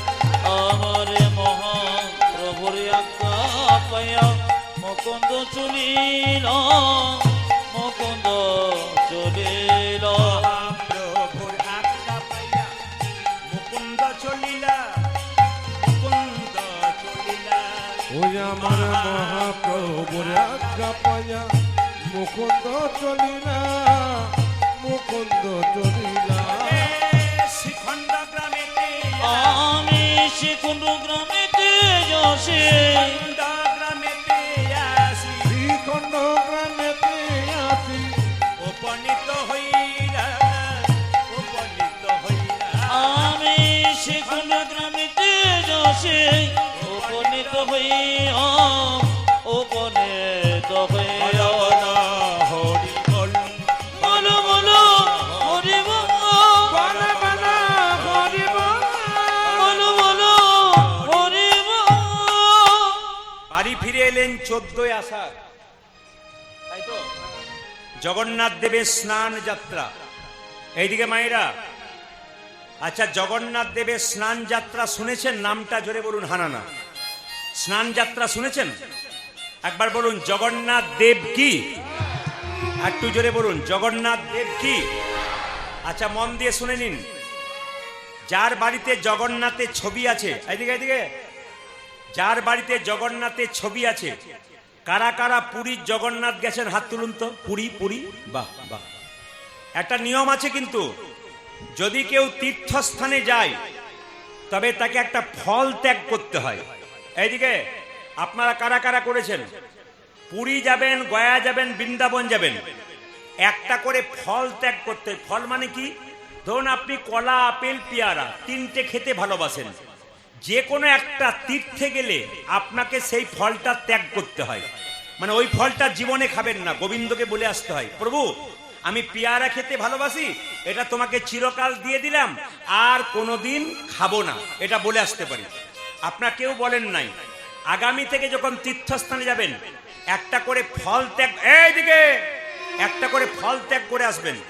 আমাদের গ্রাম থেকে একটা ছেলে, ও তীর্থে গিয়েছিল, ও ফিরে এসে বলল দাদা ফল ত্যাগ করেছি। বলে কি ফল ত্যাগ করলি? বলছে কামরাঙা। কামরাঙা মানে বুঝতে পেরেছেন? টক ফল। জিজ্ঞেস করলাম কামরাঙা কেন? টক ফল খেতে পারি না, তাই ভগবানকে দিয়ে এলাম। না না, ওটা বললে হবে না, যে ফলটা সবচাইতে প্রিয় সেটা ভগবানকে। বসুন বসুন, জায়গায় বসুন। আমি আগে বললাম কমিটিকে বারবার যাওয়া আসা করতে দেবেন না কাউকে, একবার ব্লক করে দিন। যে একবার ঢুকেছে বেরোতে দেবেন না, আর দ্বিতীয় কথা যে বেরোচ্ছে একবারে বেরোতে দেবেন না, একবার বাঁশ দিয়ে আটকে দিন, একবারে বেরোতে দেবেন না। এক আধজন যাদের খুব প্রয়োজন ছাড়া নয়, জানেন এই রাস্তায় যাওয়া আসা করলে বড় ডিস্টার্ব দেয়। কেন বলুন তো? অনেক ভক্তরা গান শুনছে, অসুবিধা হয়। মায়েরা বলুন জগন্নাথ দেব কি। যেদিন বাড়ি ফিরে গেল মুকুন্দ সরকার, সেদিন জগন্নাথ দেবের স্নান যাত্রা শুনবেন। জগন্নাথের চোখ গোল না পটল চেরা? জোরে বলুন, একটু জোরে বলুন। জগন্নাথের চোখ গোল না পটল চেরা? আচ্ছা, কৃষ্ণের চোখ পটল চেরা না গোল? পটল চেরা। কেন বলুন তো? কৃষ্ণের বিচার মাঝে মাঝে এদিক ওদিক হতে পারে, জগন্নাথের বিচার কিন্তু সমান। গরিব গেলেও যা, ধনী গেলেও তা, ভিখারি গেলেও যা, জমিদার গেলেও তা, ব্রাহ্মণ গেলেও যা, শূদ্র গেলেও তা, জগন্নাথের চোখটা হচ্ছে মায়েরা গোল। তবে শুনে নিন, যে যেখানে বসে আছেন, জগন্নাথকে নবকলেবর, মানে জগন্নাথকে তো দারু ব্রহ্ম দিয়ে তৈরি হয়েছে, কাঠ দিয়ে, নিম কাঠ দিয়ে। জগন্নাথ তৈরি হয়েছে কি কাঠ দিয়ে? জোরে বলুন, কি কাঠ দিয়ে? নিম্ব কাঠ দিয়ে। এই কাঠটা অনেক দিন পর পর পরিবর্তন হয়, ওটাকে নবকলেবর বলা হয়। এটা কতদিন পর হয় হিসাব নাই। যখন পুরুষোত্তম মাস পড়ে, যেমন এটা এখন পুরুষোত্তম মাস পড়েছে, যখন পুরুষোত্তম মাস পড়ে, যে বছর আষাঢ় মাসে পুরুষোত্তম মাস পড়ে, সেই মাসে জগন্নাথের নবকলেবর হয়। আপনি একজন হিন্দু মানুষ, আপনি হিন্দুত্বের কিছুই জানলেন না, আপনি হিন্দু বলে লোকের কাছে পরিচয় দেবেন কি করে? আপনি তো আপনার ধর্ম সম্পর্কে জানলেনই না। কীর্তন শুনতে এসছেন, আপনার ধর্ম সম্পর্কে জানতে হবে। অন্য ধর্মের মানুষ যদি জগন্নাথের সম্পর্কে জিজ্ঞেস করে, আপনি বলতে না পারেন আপনি কিসের হিন্দু। অন্যান্য জাতির লোক তাদের ধর্ম সম্বন্ধে পাকা হয়ে গেছে, আর আমরা সবচাইতে দুর্বলতার ব্যাপার কি বলুন তো? আমাদের ধৈর্য নাই, আমরা ছটফটানি করি, আমরা কিছুই বুঝি না। বুঝবার চেষ্টা করবেন। কি বললাম মায়েরা? জগন্নাথের প্রতি পুরুষোত্তম মাসে নবকলেবর হয়। যে পুরুষোত্তম মাসটা আষাঢ় মাসে পড়ে, সে 20 বছর পরে হতে পারে, 12 বছর পরে হতে পারে, 15 বছর পরে হতে পারে। সবাই শুনে নিন, এই যে জগন্নাথের স্নান যাত্রা শুনলে চমকে যাবেন, জ্যৈষ্ঠ পূর্ণিমাতে হয়। এবছর কিন্তু আষাঢ় মাসে 14 তারিখে হয়েছে। জগন্নাথকে স্নান করা হয়। আগের দিন জগন্নাথ মন্দির থেকে জগন্নাথ, বলরাম, সুভদ্রাকে বের করে দেখবেন, যারা পুরীতে গেছেন ওখানে দেখবেন বিরাট বড় বেদি আছে, ওই বেদির ওপরে কিন্তু জগন্নাথ, বলরাম, সুভদ্রাকে রাখা হয়। আর জল কোথা থেকে তোলা হয়? বলছে ওখানে একটা কুয়া আছে, ওই কুয়াটার নাম সোনা কুয়া। ওই কুয়াতে মানে ইন্দিরাতে সূর্যের আলো কোনোদিন প্রবেশ করতে পারে না। ওই কুয়া থেকে জল তোলা হয়। 100টা সোনার ঘোড়াতে, ঘোড়া বোঝেন তো মায়েরা, 100টা সোনার ঘোড়াতে রাখা হয়। সেই সোনার ঘোড়াতে যে জলগুলো রাখা হলো, সেই জলের মধ্যে সুগন্ধি মেশানো হয়। আর জগন্নাথকে, সুভদ্রাকে, বলরামকে একটা পাতলা কাপড় পরানো হয়। তারপর তাদেরকে স্নান করানো হয়। যদি কেউ জগন্নাথ মন্দিরে স্নান যাত্রার সময় যান, লাখ লাখ লোকের ভিড় হয়। যদি কেউ দর্শন করতে পারেন, তবে আগামীতে পৃথিবীতে আর আপনাকে আসতে হবে না, আপনার গোবিন্দ চরণে জায়গা হবে। শুধু তাই নয়, আপনার ভেতরে যত পাপ ছিল, সারা জীবন যা পাপ করেছেন, শাস্ত্র বলছে কেউ জগন্নাথ দেবের স্নান যাত্রা যদি দর্শন করতে পারেন, আপনার সব পাপ দূর হয়ে যাবে। মায়েরা, এই জগন্নাথের স্নান যাত্রা যখন দেখবেন, আশ্চর্যের ব্যাপার, জগন্নাথ দেব 15 দিন অসুস্থ হয়ে যায়, ঠান্ডা লেগে যায়। রাজবৈদ্য তার চিকিৎসা করে। তখন জগন্নাথ দেবকে একটা বাড়িতে আলাদা করে জগন্নাথ, বলরাম, সুভদ্রাকে রাখা হয়। তখন কিন্তু মন্দিরে জগন্নাথ দেব থাকেন না। তাহলে এবার প্রশ্ন করবেন, এত ভক্ত যে আসবে তারা কি দর্শন করবে? তখন জগন্নাথ মন্দিরে ওখানে একটা চিত্রপট রেখে দেওয়া হয়, যেখানে জগন্নাথ, বলরাম এবং সুভদ্রা 3 জনকে ওখানে রাখা হয়। কেন? চিত্রপটে, ছবিতে, যাতে আমরা তাকে দর্শন করে প্রণাম করতে পারি। আপনাদের কাছে নিবেদন রইল, আপনারা বাড়িতে বাড়িতে স্নান করতে পারেন, জগন্নাথে স্নান করাতে পারেন। কি রকম? 14ই আষাঢ় মনে রাখবেন। এই 14ই আষাঢ় আপনারা মায়েরা যারা আছেন, একমাত্র মায়েরাই পারেন এই ধর্মটাকে ধরে রাখতে। যত যত আসর দেখতে পাচ্ছি, সব আসরে আমার মায়েদের সংখ্যা বেশি। কেন? মায়েরা আচার বিচারটা ভালো করতে পারে এবং মায়েরা শিখতে পারে খুব ভালো। কারণ আমি তো বোম্বে গেছি, হায়দ্রাবাদ গেছি, আমি তো ব্যাঙ্গালোর গেছি, ত্রিপুরা গেছি, আসাম গেছি, কোচবিহার, জলপাইগুড়ি গেছি, সব জায়গায় যাচ্ছি। আপনাদের কাছে নিবেদন, মায়েরা শুধু একটা কথাই বলছেন, আপনারটা শুনে শুনে বহু কিছু শিখে গেলাম। আর শেখার পরে আমরা কিছু করতে শিখেছি। আপনারা শিখে নিন। যদি আমাকে ভালোবাসেন, তাহলে আগামী 14ই আষাঢ় জগন্নাথ, বলরাম, সুভদ্রার ছবিটা নেবেন। সে কাঁচের ফ্রেমে হোক আর যাতে হোক, ভালো করে গঙ্গা জল দিয়ে স্নান করাবেন, একটু তুলসী পত্র দেবেন। তারপর কি করবেন? একটু পরমান্ন দেবেন। পরমান্ন তুলসী পত্র দিয়ে জগন্নাথকে স্নান করিয়ে সেই স্নান দর্শন করবেন। এতেই কিন্তু আপনার লাভ হবে। শুধু আপনার নয়, গোটা পরিবারের লাভ হবে। জোরে বলুন, জগন্নাথ দেবের স্নান যাত্রা কি? জগন্নাথ দেবের স্নান যাত্রা কি? জগন্নাথ দেবের স্নান যাত্রা কি? শুনে নিন মায়েরা, ওই স্নানের পরে 15 দিন পর, ভালো হবার পর, সে গুন্ডিচা মন্দিরে যায়। ওইটা হচ্ছে রথযাত্রা। তখন সেটা হচ্ছে রথযাত্রা। যখন মাসির বাড়ি গেল, ওটাকে রথযাত্রা, সোজা রথ।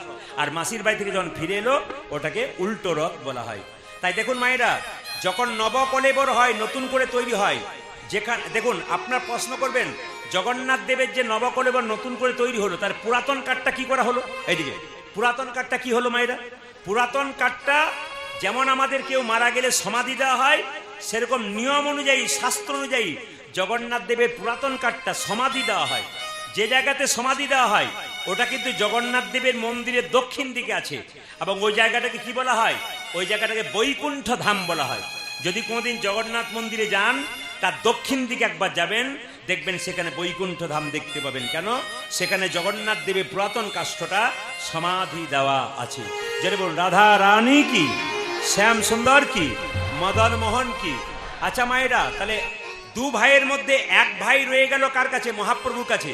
আর এক ভাই বাড়ি চলে এলো। বলুন তো, ছোট ভাই রয়ে গেল না বড় ভাই রয়ে গেল? জোরে বলুন। বড় ভাই রয়ে গেল। কোন ভাই রয়ে গেল? ছোট ভাই। আর কোন ভাই ফিরে এলো? বড় ভাই। মায়েরা, সেই সময় মালদা জেলা একজন মুসলমান নবাব, তার নাম হুসেন শাহ। তার পেটে খুব যন্ত্রণা, ভালো হচ্ছে না। সে বললো একটা কবিরাজের সন্ধান দাও যে আমার রোগ ভালো করতে পারে।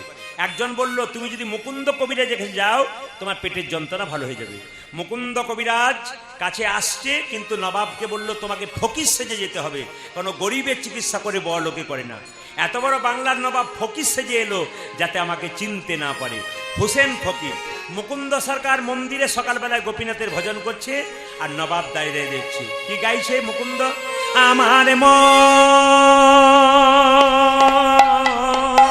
ওই আমার আমি সবাইকে বলে যাই, যারা কীর্তন শুনছেন, যদি ভোর 4টে থেকে কেউ স্নান করতে পারে ওটা দেবতার স্নান হয়। ভোর 4টে থেকে যদি স্নান করতে পারে 6টার মধ্যে, ওটা দেবতার স্নান। 6টা থেকে 9টার মধ্যে স্নান করে ঋষির স্নান। আর 9টার পরে 12টা পর্যন্ত স্নান করলে ওটাকে মানুষের স্নান। আর 12টার পরে যে স্নানটা হয় ওটা রাক্ষসের স্নান হয়। চেষ্টা করবেন আপনার ছেলে মেয়েদেরকে সকালবেলায় স্নান করিয়ে একটু গোবিন্দের সামনে বসাতে, একটু প্রণাম করাতে। এটা কিন্তু আপনারা করবেন, আপনার দায়িত্ব হচ্ছে। মুকুন্দ সরকার প্রত্যেকদিন গোপীনাথে ভজনা করছে। আমার মন মন্দিরে গোপীনাথ, তুমি আমাকে টাকা পয়সা দাও, নিজে সোনার মন্দির তৈরি করে দেবো। আমি মন মন্দিরে তোমাকে রাখবো। যাদের মন্দির করার পয়সা নেই তারা মন মন্দিরে ভগবানকে রাখুন। আমার মন মন্দিরে তুমি মদন মোহন তারাবে গোয়াসি। ওই আমার মন মন্দিরে মদন মোহন তারাবে গোসি নাকি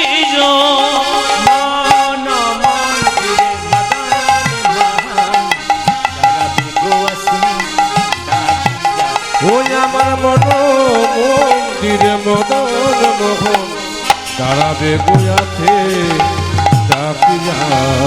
কাঁদিয়া কাঁদিয়া তব নাম লইয়া, আমি কাঁদিয়া কাঁদিয়া তব নাম লইয়া কাঁদিয়া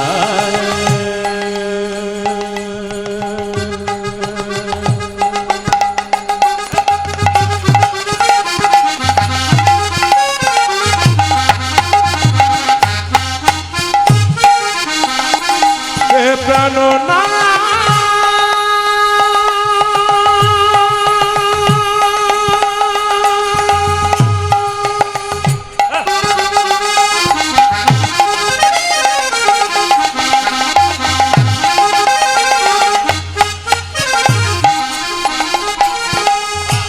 হে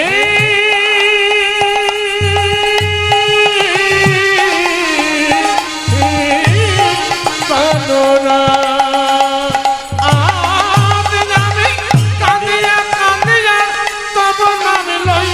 কাঁদিয়া কাঁদিয়া তব নাম লইয়া, আমি কাঁদিয়া কাঁদিয়া তব নাম লইয়া প্রাণ জলে বুক ভাসাইয়া।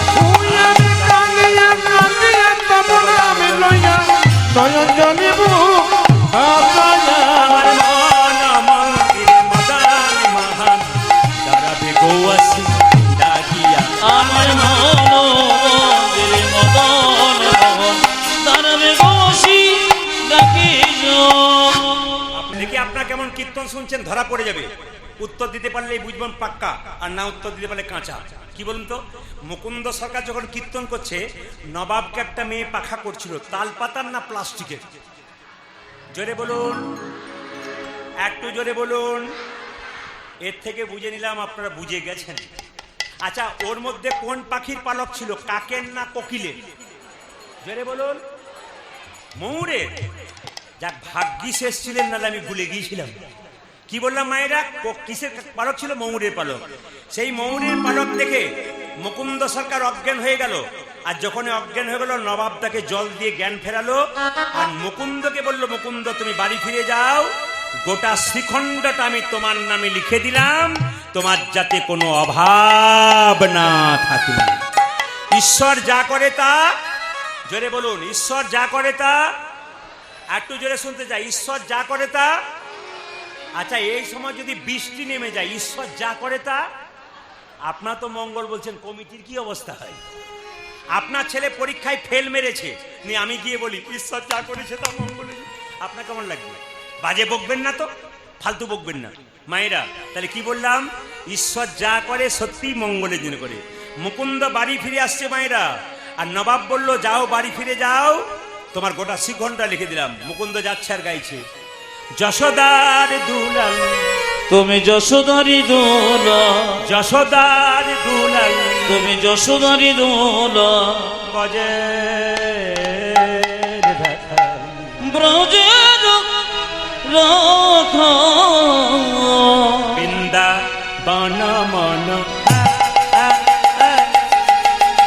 যশোদারি দোলা, ব্রজের রাখা, বৃন্দাবন মন হারি।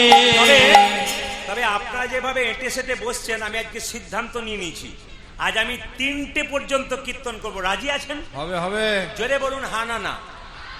আমি 3টে মানে ভোর 3টে বলি নাই, 3 ঘন্টার কথা বলেছি। অত ভয় খাবার দরকার নেই। আর 3 ঘন্টা প্রায় ছোবো ছোবো হয়ে গেছে। আপনারাও বুঝলেন না, আমরাও বুঝলাম না।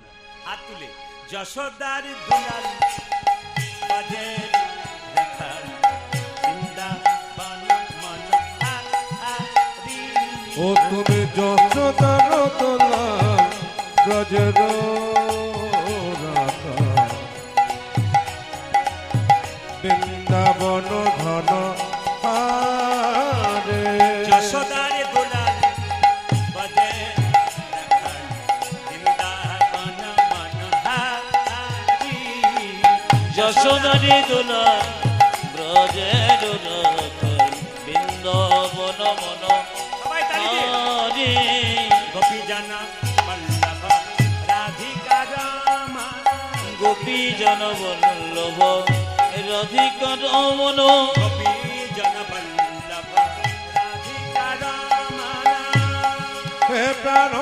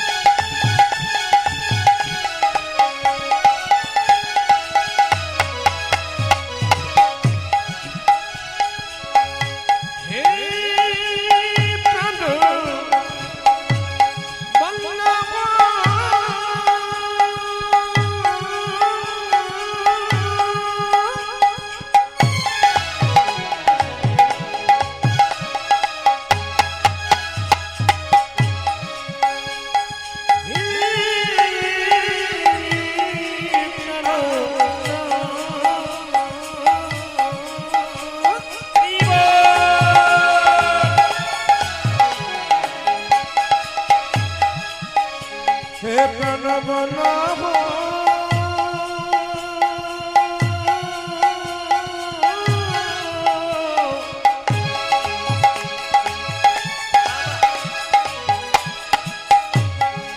হে প্রণব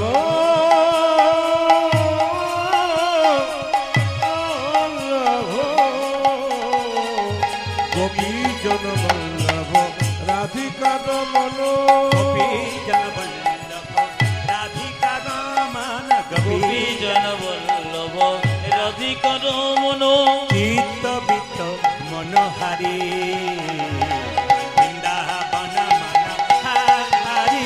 আজ যশোদার দোলার ব্রজের রাখা, বৃন্দাবন মন হারি। ও তুমি যশোদার দোলাল ব্রজের রাখা, বৃন্দাবন ধন হারি। বৃন্দাবন মন হারি। বন বৃন্দাবন ঘন হারি। আজ এখানে একটা ভালো খবর পেলাম, যেটা না বলে রইতে পারছি না। একটা ভালো খবর পেলাম, বলবো? আপনাদের সুন্দরনগরে একটা ভালো খবর পেলাম, আমার খুব ভালো লাগলো শুনে। এখানে কোনো মাতাল নাই। আপনারা হাসছেন, তার আমি ভুল বলে ফেললাম নাকি? আমি ভুল বলে ফেললাম? না না, পার্টি দেখলেই তো বোঝা যায়। কারণ আমি যখন কীর্তন করতে আসছিলাম এখানে, ঠিক প্যান্ডেলের কাছে ঢুকবো, দুজন তো আমি তো বুঝলাম যে পার্টির তৈরি হয়ে আছে কি, মানে জগাই মাদাই সব জায়গাতেই আছে। আরে জোরে বলুন রাধা রানী কি, শ্যাম সুন্দর কি। আচ্ছা মায়েরা, এ সংসারে কেউ কারো, জোরে বলুন, অনেকে ভয়ে বলছে না, এ সংসারে কেউ কারো, অন্য জায়গায় খুব জোরে বলে, কিন্তু আপনার কোনো লজ্জা করবেন না। একদিনের জন্য এসেছি, কাল সকালে তো বেশিক্ষণ থাকতে পারবো না, আজকে এসেছি, আপনার একটু প্রাণপণ দিয়ে বলবেন, এ সংসারে কেউ কারো, জোরে বলুন। বেশি জোরে বলবেন না, কারণ যারা ডবল এসছে না স্বামী স্ত্রীতে, স্বামী ওখানে দাঁড়িয়ে দেখছে আমাদেরটা কি বলছে দেখি। কেন বলুন তো, সোনার মালা দেবার কথা আছে এই মাসে, আর যদি বলেন এ সংসারে কেউ কারো না, চল তুই বাড়ি, তারপর দেখাচ্ছি তুই কত সোনার মালা। জোরে বলুন রাধা রানী কি। আচ্ছা মায়েরা, আপনাদের এখানে কেউ যদি মারা যায়, ধীরে, আপনাদের এখানে কেউ যদি মারা যায়, যে জামাটা পরে মরে ওটা সঙ্গে দিয়ে দেন না রেখে দেন? জোরে বলবেন, দিয়ে দেন না রেখে দেন? সবাই বলছেন, আমার ভয় লাগছে। দিয়ে দেন না রেখে দেন? দিয়ে দেন। আচ্ছা, যে কাঁথাটার ওপরে মরে ওই কাঁথাটা রেখে দেন না দিয়ে দেন? দিয়ে দেন। আর যে 5 ভজনের সোনার মালাটা নিয়ে পড়ে ও দিয়ে দেন না রেখে দেন? ওটাও দিয়ে দেন নাকি? চালু আছে খুব, হ্যাঁ? জোরে বলুন। এ সংসার শুধু নিতে চায়, দিতে চায় না। আমাদের ওখানে একজন মরেছে, তো তার গলায় 5 ভজনের সোনা, তো তার বাড়ির লোক খালি কি করছে, কোথা গেলে গো, কোথা গেলে গো, কেউ ঢুকতে দিচ্ছে না, ওর পেটে হাত বুলোচ্ছে, কোথা গেলে গো, কোথা গেলে। তখন বুঝতে, ঝেড়ে বলুন রাধা রানী কি, শ্যাম সুন্দর কি। মায়েরা, মুকুন্দ সরকার বাড়িতে এলো, চিকিৎসা করতে করতে অহংকার হয়ে গেল। ভগবান সব সইতে পারে, কিন্তু ভক্তের অহংকার সহ্য করতে পারে না। মুকুন্দের স্ত্রী শরীর একটা কঠিন রোগ দিল। স্ত্রী বলল, এ কি আমার হলো গো স্বামী, কি আমার হলো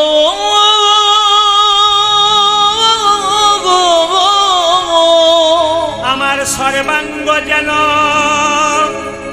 জ্বলে যায়, আমার সর্বাঙ্গ যেন জ্বলে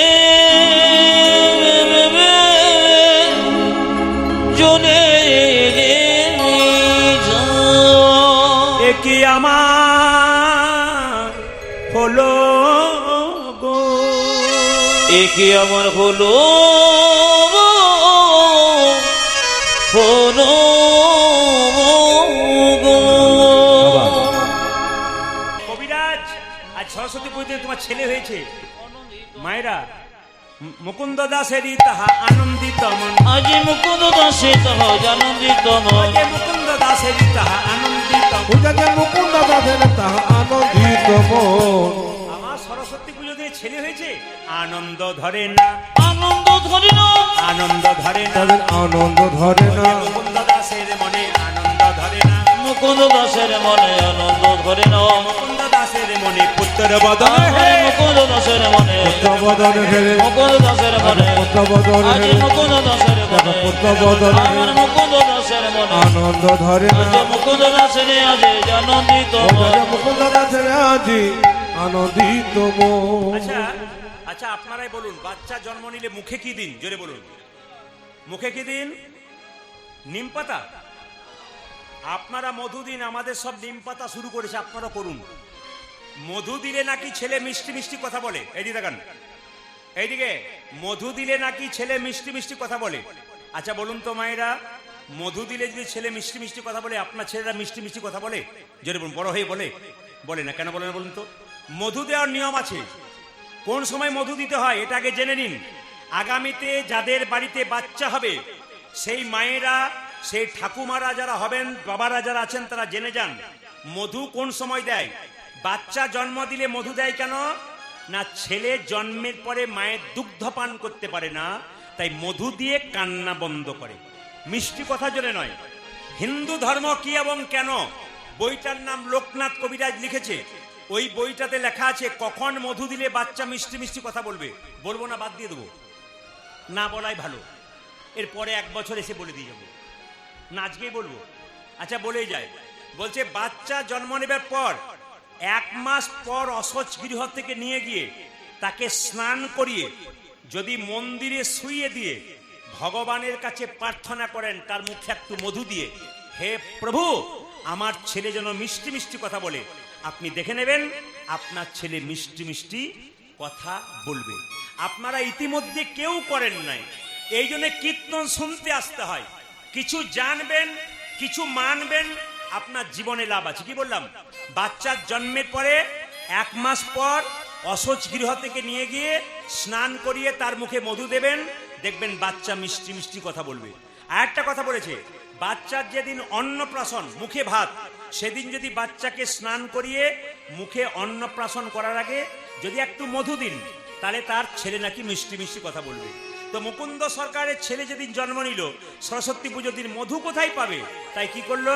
2 কানে শোনাইল মধুর হরিনাম, 2 কানে শোনা গেল মধুর হরিনাম, 2 কানে শোনাইল মধুর হরিনাম, 2 কানে শোনাইল মধুর হরিনাম, হরিনামে শোনালো, হরিনামে শোনালো, হরিনামে শোনালো, হরিনামে শোনালো, সংসারের কথা শোনার আগে হরিনামে শোনালো, সংসারে কথা শোনার আগে হরিনামে শোনালো, সংসারের কথা শোনার আগে নাম ময়দাহ, সংসারে কথা শোনার আগে ময়দা হলো, কথা শোনার আগে ময়দা হলো, সংসারে কথা শোনার আগে ময়দা হলো, সংসারে কথা শোনার আগে হরিনামে শোনালো, 2 কানে শোনা গেল মধুর হরিনাম। 2 কানে শোনাইল মধুর হরিনাম। ছেলে যখন জন্ম নিল তখন মা সরস্বতীর কাছে বললো, মা আশীর্বাদে করো মা, আশীর্বাদে করো মা, আশীর্বাদে করো মা। আশীর্বাদে করো মা। এই যে মায়েরা, মা সরস্বতীর কাছে ছেলে জন্ম নিলে আপনারা কি বলেন? মা ছেলে ইঞ্জিনিয়ার হয়, ডাক্তার হোক, তাই তো? কিন্তু বাবা কি বলছে দেখুন, আশীর্বাদে করো মা, করো মা, আশীর্বাদে করো মা, আশীর্বাদে করো মা। যেন ভাগবতে পড়তে পারে, আশীর্বাদে করো মা, যেন ভাগবতে পড়তে পারে, আশীর্বাদে করো মা, ভাগবতে পড়তে পারে, আশীর্বাদে করো ও মা, যেন ভাগবত পড়তে পারে, আশীর্বাদে করো মা। যেন সংকীর্তন গাইতে পারে, আশীর্বাদে করো মা, আমি সংকীর্তন গাইতে পারে, আশীর্বাদে করো মা, যেন সংকীর্তন গাইতে পারে, হরি হরি হরি যেন বলে। ভাগবতে পড়তে পারে, হরি হরি হরি হরি আমি বলে। সংকীর্তন গাইতে পারে, আরে হরি হরি হরি যেন বলে। ভাগবতে পড়তে পারে, আরে হরি হরি হরি আমি বলে। সংকীর্তন গাইতে পারে। আশীর্বাদে করো মা। আচ্ছা 2 কানে শোনা গেল মধুর হরিনাম। ও দাদা 2 কানে শোনাইল মধুর হরিনাম। ছেলেটার নাম রাখা হলো ভক্ত রঘুনন্দন। আজকে কিন্তু একবারে শব্দ না করে মন দিয়ে শুনে নিন। আপনাদের সুন্দরনগরে কীর্তন করতে এলাম। জায়গাটার নাম সুন্দরনগর তো? জোরে বলুন। হ্যাঁ না না, জায়গাটার নাম সুন্দরনগর তো? আচ্ছা, আপনাদের ছেলে মেয়েদের নাম কি রেখেছেন? আপনাদের ছেলে মেয়েদের নাম কি রেখেছেন? ভাগবত বলল ছেলে মেয়েদের নাম ভগবানের নামের সঙ্গে রাখতে হয়। আমাকে যারা ইউটিউবে দেখতে পাচ্ছেন, এ বাবা, এই যে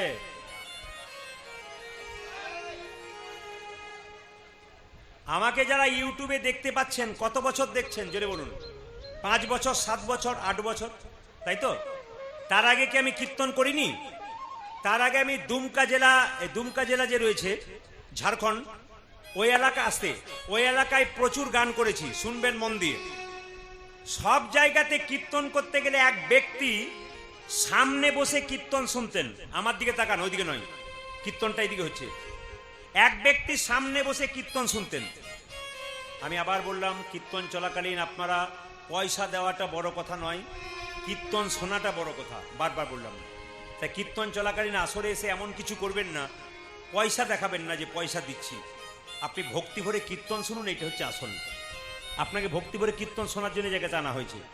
তাই পয়সা কেউ দেবেন না, আপনার কীর্তন শুনবেন। হরে কৃষ্ণ। সবাই তাকাবেন এইদিকে।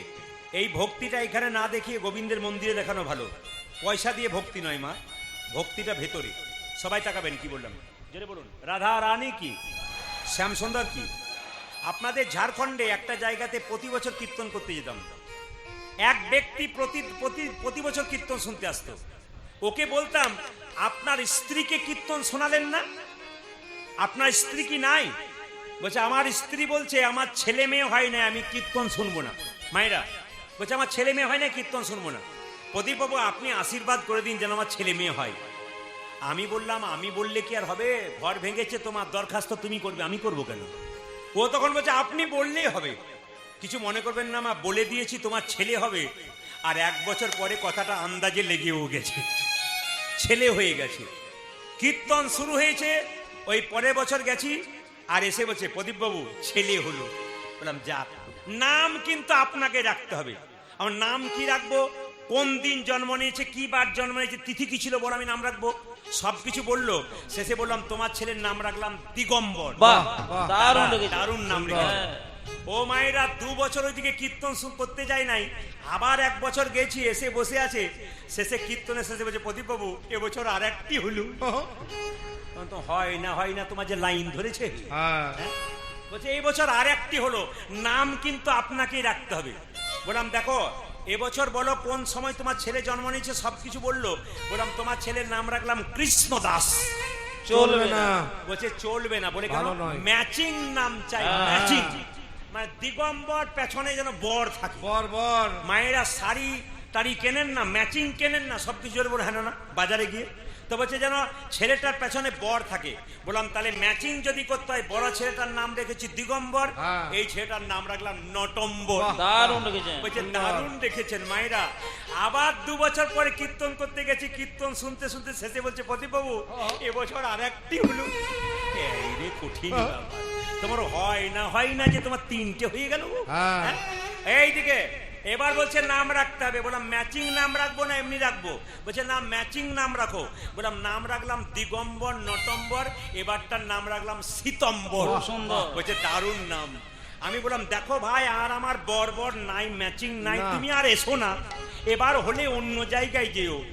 এবার 3-5 বছর ওইদিকে যাই নাই, কীর্তন আরম্ভ হয়েছে, দেখছি দিগম্বর নটম্বর শীতম্বর নিয়ে কীর্তন শুনতে এসছে। অনেক বড় বড় হয়ে গেছে। কীর্তনের শেষে বলছে এ দিগম্বর এ পেন নাম কর, পেন নাম কর। আপনার নাম কর। আরে কি নটম্বর কই রে, ওই নটম্বর যে কলার কাছে বসে ওখানে বসে আছে। আছে। আচ্ছা মায়েরা, আমি বললাম এবার কিন্তু আপনার স্ত্রীর আসা উচিত ছিল, 3টে ছেলে জন্ম নিয়ে নিল, এবার আপনার স্ত্রী মান ভাঙা উচিত, এবার আসা উচিত। তখন বলছে এবছর একসঙ্গে 2টো হয়েছে। এই বোকা, কঠিন ব্যাপার তোমার। হ্যাঁ। তুমি যে পঞ্চপাণ্ডবের বাপ হে, হ্যাঁ। হ্যাঁ? কেউ এক বেটার বাপ হতে গিয়ে কত জ্বালা, আর বেটা আমার তাহলে নাম রাখো যুধিষ্ঠির, ভীম, অর্জুন, নকুল, সহদেব। বলছে না এবার নাম কিন্তু আপনাকে রাখতে হবে। বললাম দেখুন আর আমার ম্যাচিং নাই। বলছে না রাখতে হবে, নাহলে যাবই না। আমার গাড়ি ছেড়ে দিয়েছে ড্রাইভার, আর ও খালি গেটটাকে ধরে বলছে দিগম্বর নটম্বর শীতম্বর, আর 2টোর নাম আপনাকে রাখতে হবে। আমি দেখলাম রেখে চলে যাই। বললাম দিগম্বর নটম্বর শীতম্বর, এবার তোমার ছেলে 2টোর নাম রাখলাম নভেম্বর আর ডিসেম্বর।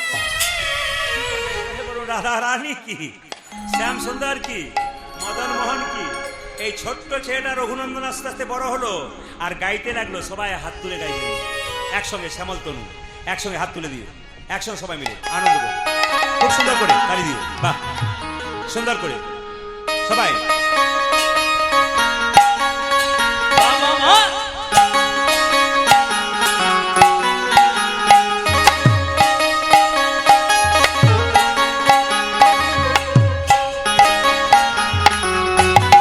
তালি তালি।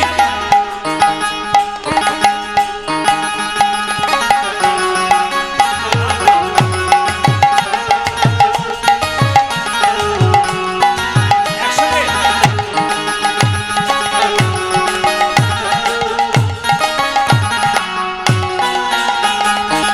মায়েরা, কমিটির ভাইদেরকে বলবো এবার আমাকে আনতে গেলে ফুটবল গ্রাউন্ডে আনবেন। কারণ দেখুন কত কত মা, কত কত বাবা কত সুন্দর দাঁড়িয়ে আছে।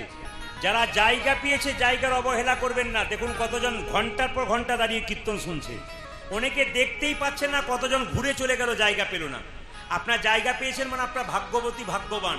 কতজন জায়গা পেল না, ঘুরে চলে গেল। হাত তুলুন।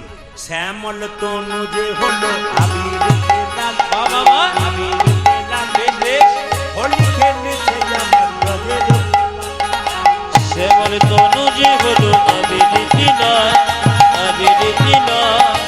হোলি খেলেছে আমার ব্রজের গোপাল। শ্যামল তনু যে হলো আবির লাল, হোলি খেলেছে আমার ব্রজের গোপাল। যে শ্যামল তনু যে হলো আবিরের লাল, আবিরের লাল, হোলি খেলিতে জামা বজ্র গোপাল। আমার ক্যামেরা এসেছে, ক্যামেরাটার নাম MK স্টুডিও। আপনি দুদিন পরে দেখতে পাবেন এই সুন্দরনগরে কীর্তন ইউটিউবের মাধ্যমে দেখতে পাবেন।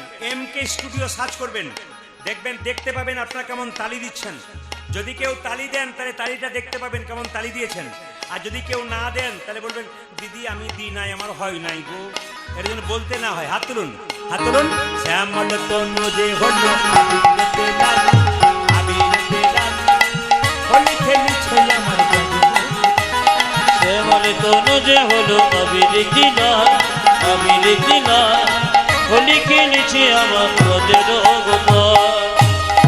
যে হলো আবিরেতে লাল, আবিরেতে লাল, হোলি খেলেছে আমার গজল। আমার তোলো যে বলো যাবে রে লাল, আবিরের লাল, হোলি খেলিতে আমার বজ্র গোপাল। সাথে লইয়ে সুদাম সুদাম যত না রাখো, ও সাথে লইয়ে, সাথে লইয়ে, সাথে লইয়ে সিদাম সদাম যত রাখো। ওটা যে সাথে লয়ে, সাথে লয়ে, সাথে লয়ে পিতা সুদাম যত না রাখো। সাথে লইয়ে সুদাম সুদাম যত না রাখো, আজি সাথে লইয়ে সিদাম সদাম যত রাখো। সাথে লইয়ে, সাথে লইয়ে, সাথে লইয়ে সুদাম সুদাম যত না রাখো। ওটা যে সাথে লয়ে, সাথে লয়ে, সাথে লয়ে পিতা সুদাম যত না রাখো। হোলি খেলিছে আমার গজের গোপাল। শ্যামল তনু যে হলো আবির লাল, আবির লাল, হোলি খেলেছে আমার ব্রজের গোপাল। বড় গাছের ছায়ায় থাকলে কিছু কিছু হয়। হ্যাঁ, বড় গাছের ছায়ায় থাকতে হয়। কেন বলুন তো? আমিও পেলাম, আমার ছায়াতে এই ছিল, এও পেয়ে গেল, আবার মনে হয় আসবে, কারণ এক তারি রয়েছে, ওটা শেষ না হওয়া পর্যন্ত চলবে আর কি। ঐশ্বরের কাছে প্রার্থনা করি শেষ করেই যাও, অনেক হবে। শ্যামল তনু যে হলো আবিরেতে লাল, আবিরেতে লাল, হোলি খেলিছে আমার গজের গোপাল। আজ শ্যামল তনু যে হলো আবিরের লাল, আবিরের লাল, হোলি খেলিতে জামা বজ্র গোপাল। রাধারে রং দেবে বলে ধরিল পিচকারি, আহা। ধরিল পিচকারি, আচ্ছা। আর রঙে রাধা দিল নীল। ওই রাধারি রং, রাধারি রং, রাধারি রং দেবে বলে ধরে লোকিকারি, ধরে লোকিকারি, লাল রঙে লাগায়ে রঙের রঙেশ্বরী। রাধারে রং, রাধারে রং, রাধারে রং দেবে বলো ধরিল পিকারি, ধরিল পিকারি, লাল রঙে জাগা দিল নীল রঙের জারি। রাধা বলে রং দিও না দোহাই নন্দলাল,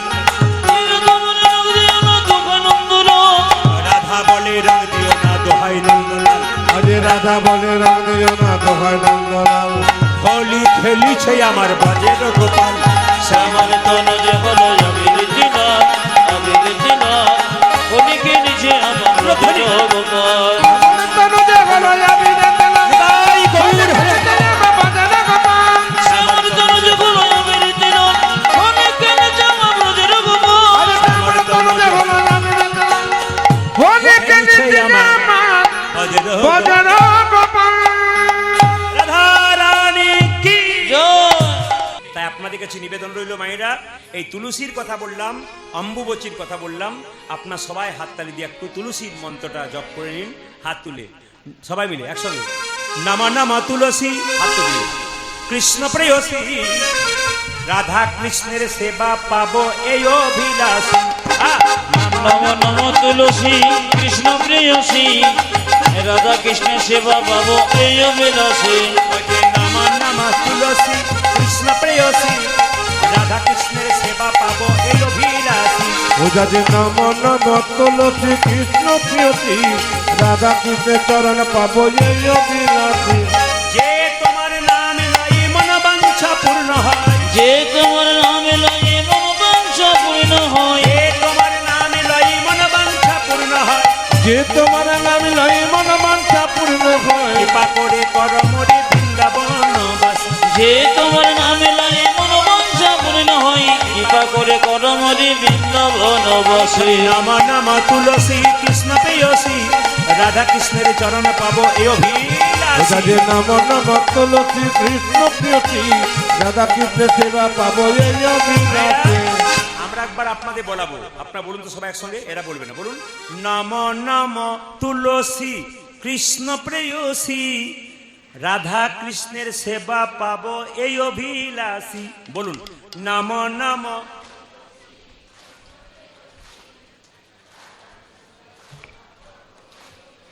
আমি আপনাদের চরণে প্রণাম না করে থাকতে পারলাম না, খুব ভালো আপনারা, আমি খুব খুশি আপনাদের আসরটা দেখে, আপনাদের ভক্ত দেখে।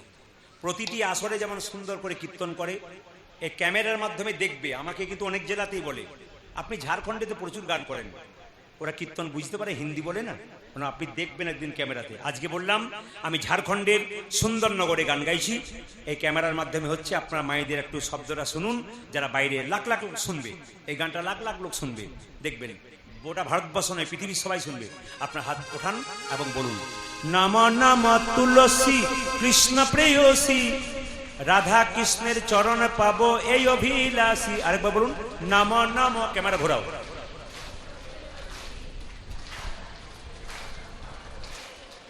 ও কিন্তু ক্যামেরা ঘোরাচ্ছে, আপনার হাতটা ওঠান একটু সবাই মিলে। নম নম তুলসী কৃষ্ণ প্রেয়সী, রাধা কৃষ্ণের সেবা পাবো এই অভিলাষী। বলুন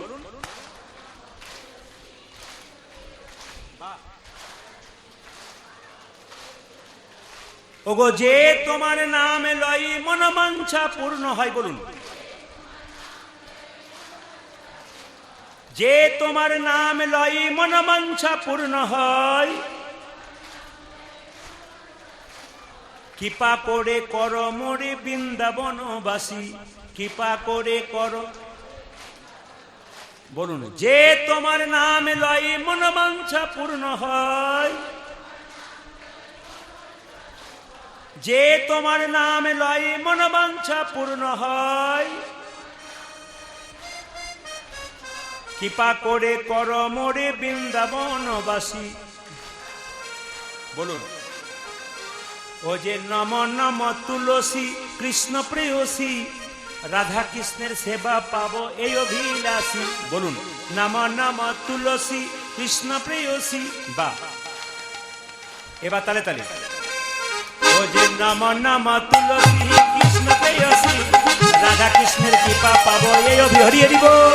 নম নম তুলসী কৃষ্ণ প্রেয়সী, রাধা কৃষ্ণের সেবা পাবো এই অভিলাষী। যে তোমার নামে লই মনোবাঞ্ছা পূর্ণ হয়, যে তোমার নামে লই মনোবাঞ্ছা পূর্ণ হয়, যে তোমার নামে লই মনোবাঞ্ছা পূর্ণ হয়, যে তোমার নামে লই মনোবাঞ্ছা পূর্ণ হয়, কৃপা করে কর মোরে বৃন্দাবনবাসী। যে তোমার নামে লই মনোবাঞ্ছা পূর্ণ হয়, কৃপা করে কর মোরে বৃন্দাবনবাসী। নম নম তুলসী কৃষ্ণ প্রেয়সী, রাধা কৃষ্ণের সেবা পাবো এই অভিলাষী। নম নম তুলসী কৃষ্ণ প্রেয়সী, রাধা কৃষ্ণের সেবা পাবো এই অভিলাষী। আশীর্বাদ করুন, আরো যেন টাকা হয়, আরো টাকা সরাতে পারি। বেশ, এবার এক কাজ করুন, ওই ছেলেগুলোকে কিছু করে দিন, সবাইকে দিন। হ্যাঁ, সবাই মিলে হাত তুলুন, হাত তুলুন। নম নম তুলসী কৃষ্ণ প্রেয়সী, রাধা কৃষ্ণের সেবা পাবো এই অভিলাষী। নম নম তুলসী কৃষ্ণ প্রেয়সী, রাধা কৃষ্ণের সেবা পাবো এই অভিলাষী। নম নম তুলসী কৃষ্ণ প্রেয়সী, রাধা কৃষ্ণের সেবা পাবো এই অভিলাষী। নম নম তুলসী কৃষ্ণ প্রেয়সী, রাধা কৃষ্ণের সেবা পাবো এই অভিলাষী। নম নম তুলসী কৃষ্ণ প্রেয়সী, রাধা কৃষ্ণের সেবা পাবো এই অভিলাষী। নম নম তুলসী কৃষ্ণ প্রেয়সী, রাধা কৃষ্ণের সেবা পাবো এই অভিলাষী। নম নম তুলসী কৃষ্ণ প্রেয়সী, রাধা কৃষ্ণের সেবা পাবো এই অভিলাষী। হরে কৃষ্ণ। হ্যাঁ, যেরকম রাধা রানী কি, শ্যাম সুন্দর কি, মদন মোহন কি, হরিবাসর কি, সাধুগুরু বৈষ্ণব কি, গৌর ভক্তবৃন্দ কি, প্রেম সে বলো রাধা রানী কি। আমি আপনাদের এবার বাবু হয়ে বসতে বলবো, এবার নাড়ু প্রসাদ সেবা হবে, সবাই দর্শন করুন, সবাই মিলে একসঙ্গে একবার ভক্তি করে একবার বাবু হয়ে বসুন, মাথায় কাপড়টা নিয়ে। এই সময় কিন্তু নাড়ু প্রসাদ দর্শন, সবাই মিলে দর্শন করুন। এই জায়গাটি দর্শন করুন, সবার লাভ আছে।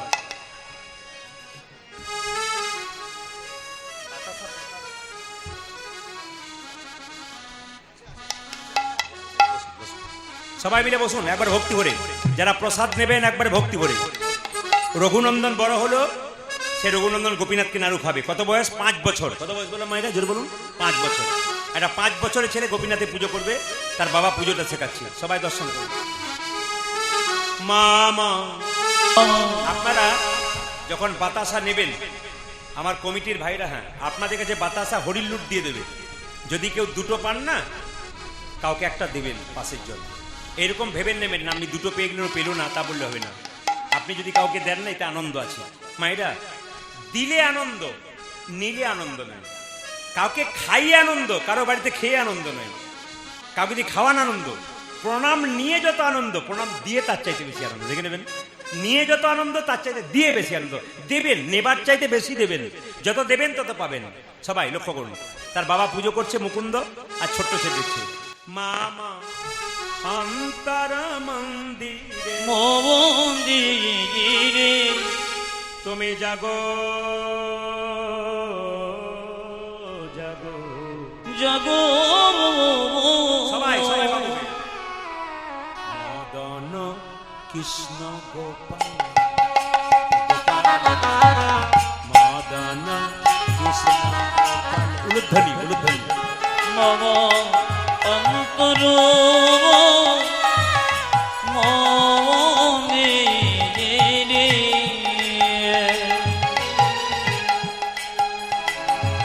জাগো জাগো। মদন কৃষ্ণ গোপাল গোপাল, মদন কৃষ্ণ গোপাল। একবারে মন কান প্রাণ এদিকে রাখবেন। সবাই দর্শন করবেন। ভগবানের সেবা দর্শন করতে হয়। ভোগ দর্শন করলে রোগ দূর হয়। ভোগ দর্শন করলে রোগ দূর হয়। মামা অন্তর মন্দিরে জাগো জাগো, মদন কৃষ্ণ গোপাল রে, মদন কৃষ্ণ গোপাল। মম অন্তর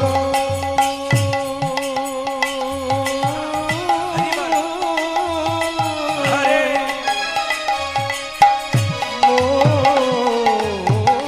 মন্দিরে যাব যাব, মদন কৃষ্ণ গোপাল গোপাল, মদন কৃষ্ণ গোপাল।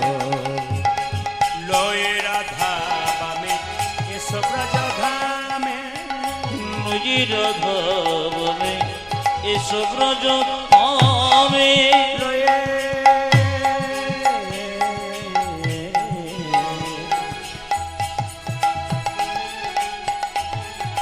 লয়ে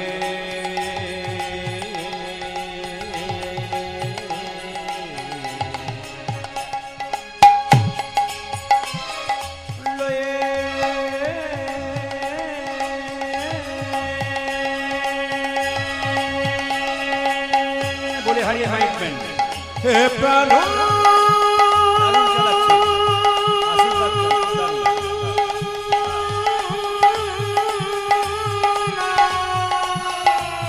উলুধ্বনি।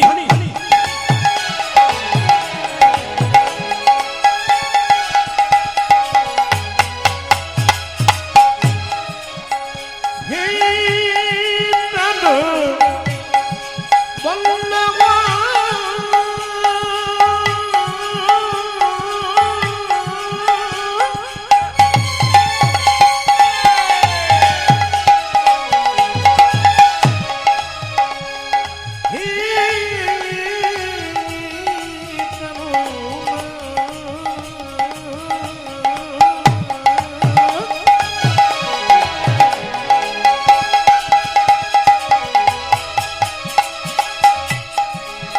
হে প্রাণ বল্লভ,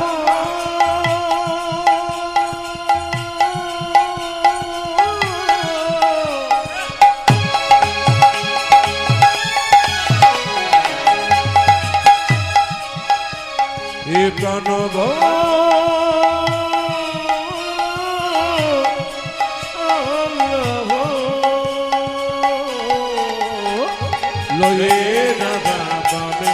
ব্রজ ধামে লয়ে রাধা বামে এসো ব্রজ ধামে তুমি লয়ে রাধা বামে এসো ব্রজ ধামে এসো এসো গিরিধারী মদন কৃষ্ণ গোপাল অন্তর মম রে জগ মদন কৃষ্ণ গোপাল মদন কৃষ্ণ হরি গোপাল মদন